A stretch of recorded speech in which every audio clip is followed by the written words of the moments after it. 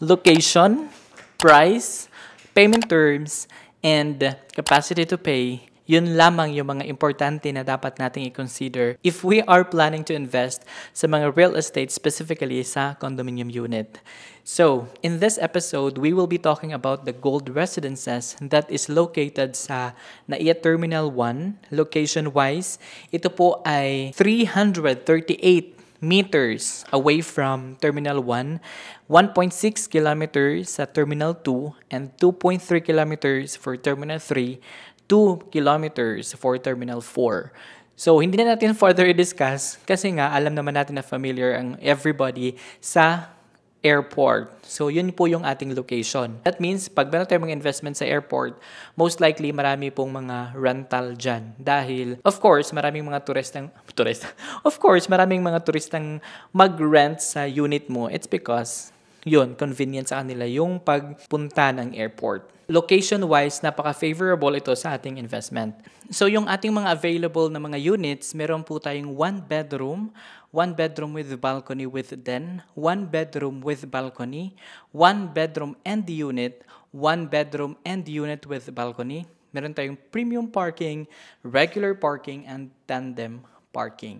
So, ito po yung mga price range natin sa ating unit. Sa 1 bedroom, meron po tayo nag-average na 6.8 million to 11 million. So, it varies depende sa sizes. Like in this case, sa 6.8 million is 25 square meter. Pero itong sa 11 million is 34 square meter.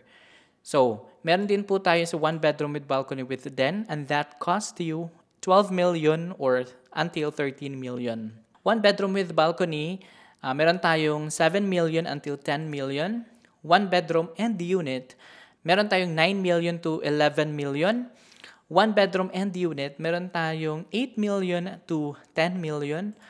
Premium parking natin is 1.4, regular parking is 1.3, and tandem parking natin is 1.1 million. So let's talk about the payment terms.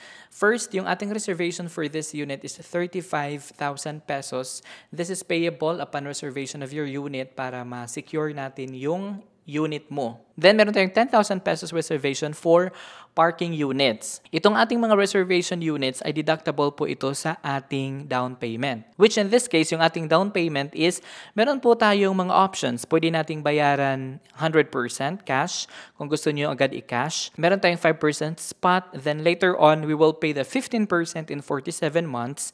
And the remaining balance is i-cash natin or i-bank.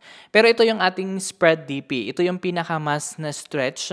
15% over 48 months. Then, yung 85% is payable siya through cash or mag-loan ka sa bank. Anyway, sa pag-calculate natin sa ating total contract price is meron po tayong VAT, of course, dahil nasa Pilipinas. Then, meron din po tayong other charges, that's 6.5% para sa mga regular financing. So, after mong matutal yung unit price plus the 6.5% and the VAT, then that's a time na kunin natin yung 15% and that's payable in 48 months. And the good thing, meron tayong promo sa gold residences. Meron po tayong 10% total list price discount. So, say for example, yung gumawa tayo ng 1 bedroom, that will cost you 6.8. Mag-deduct na po tayo doon ng 10%. So at least, nabawasan na yung for tax calculation and for the other charges. So, that's our payment terms. Avail na po kayo dahil meron tayong 10% discount sa total list price. At ngayon ay nalalaman nyo na yung ating payment terms if you are capable of paying those investments. So, I'd like to encourage you na mag-start na po tayo agad ng ating investment. So, magandang investment ang gold residences dahil sa location niya. Tapos, maganda yung feature ng property. By the way, ang land area natin is 9,888 square meter. Meron din po tayong 12 reso or residential office levels. Meron tayong 1 ground floor with retail strip and mezzanine parking, 1 basement parking. Then, the total number of units is 2,050 residential units. Ang kagandahan pa dito is yung ating building or ating mga building features is 100% backup pusto ng power. So, hindi kayo mag-alala kung mawalan kayo ng electricity.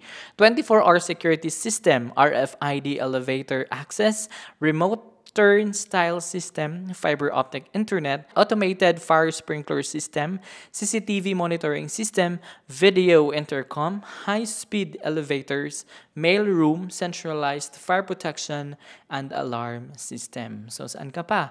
Dito na tayo mag-invest sa gold residences located sa NAIA Terminal 1. So I hope this video helps your decision para mag-invest at mag-start na ng inyong condominium investment, especially dito sa in front of NAIA Terminal 1. So I guess that's it for this episode. Have a great day and God bless. Invest! Bye!